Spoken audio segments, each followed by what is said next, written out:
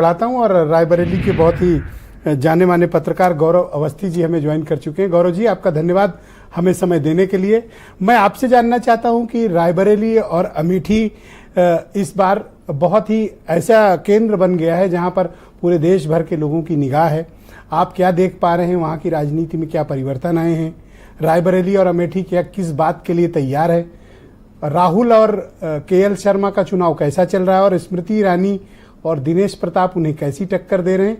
Ground पर क्या है और आप क्या महसूस कर पा रहे हैं?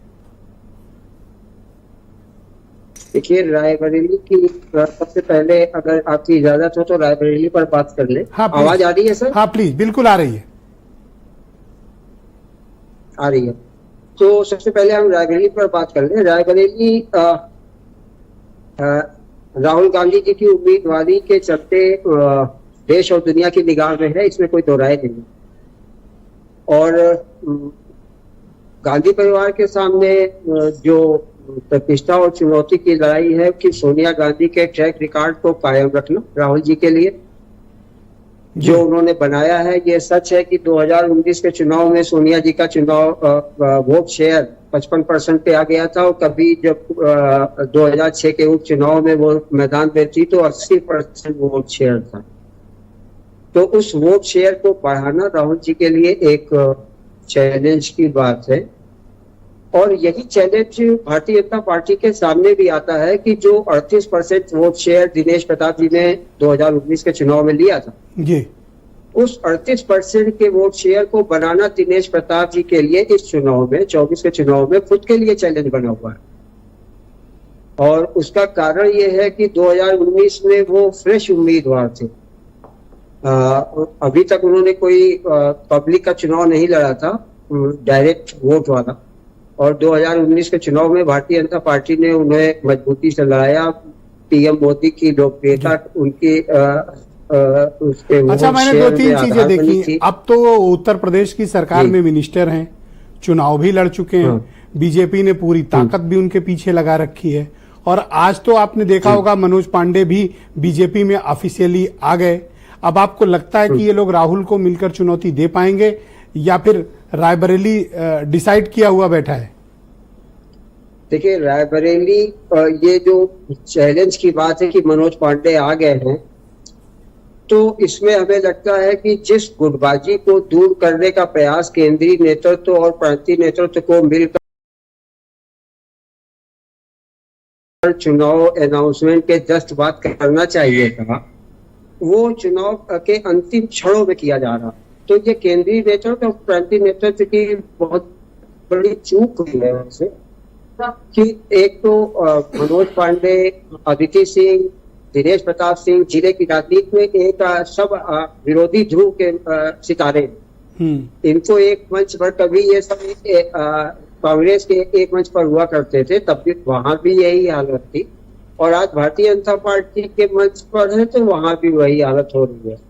और देरी की वजह से मनोज पांडे का पत्ता उन्होंने जरूर आज खोल दिया है जब 24 घंटे प्रचार में बाकी है जी। और वो कितना कोई इम्पैक्ट पड़ेगा मनोज पांडे का ऑफिशियली बीजेपी में आना, आधिकारिक तौर पर आना, ये कोई चुनाव में रायबरेली की इम्पैक्ट डाल पाएगा? दूसरा, मैं देख रहा हूँ अदिति सिंह मुझे चुनाव प्रचार में नहीं दिख रही है, सदर की विधायक बीजेपी की। हाँ, अदिति तो लगातार मोर्चा खोले हुए हैं। उन्होंने जिस तरह से उसूलों से समझौता नहीं, उसके बाद जो उनके ट्वीट के खिलाफ जवाब में दूसरा ट्वीट आता है उनके भाई का दिनेश प्रताप जी के, तो वो तो मोर्चा अपने आप में खुला हुआ है। उनके तो हमें नहीं उम्मीद है या कोई विश्वास किसी को भी है कि अदिति सिंह दिनेश प्रताप सिंह को समर्थन करेंगे। इतने दबाव, इतने मान चुनौती के आपकी बातों से मैंने ये लब्बो-लुआब निकाला कि बीजेपी वहां गुटबाजी की शिकार है, गुटबाजी की घोर शिकार और पार्टी नेतृत्व की लापरवाही की भी शिकार। ओके, अब चलिए जरा अमेठी और मुझे बताइए कि वहां क्या चल रहा है। स्मृति ईरानी के सामने केएल शर्मा कैसा लड़ पा रहे हैं? मैं एक चीज बताऊं आपको, मुझे लगता है कि वहां केएल शर्मा कम, वहां तो प्रियंका गांधी खुद ही मोर्चा संभाले हैं। देखिए, केएल शर्मा तो जिस तरह से वो मैदान में उतारे गए हैं और 12 दिन का समय था उनके पास, तो ये बिल्कुल स्वाभाविक और निश्चित सी बात है कि के.एल. शर्मा जी गांधी परिवार की नाव पर सवार होकर चुनाव लड़ रहे हैं। के.एल. शर्मा 40 साल से राजीव गांधी जी के साथ 1983 से काम कर रहे हैं रायबरेली में, अमेठी में। 20 साल से दोनों क्षेत्रों को उनका अनुभव है और उनके माध्यम से, गांधी परिवार के माध्यम से, शर्मा जी से डायरेक्ट मोबिलाइज लोगों की एक बड़ी संख्या है रायबरेली और अमेठी में। इसका लाभ उन्हें उस कम दिनों की उम्मीदवारी में भी मिला, कम समय जो मिला है, इसके बाद भी उनको इस अपने कनेक्शन का लाभ मिला है, अपने पुराने संपर्कों का लाभ मिला है। पर मुझे एक बात बताओ गौरव जी कि जिन स्मृति ईरानी का सामना खुद राहुल गांधी न कर पाए हों, हार के गए हों, अब क्या के.एल. शर्मा लड़ लेंगे उनसे?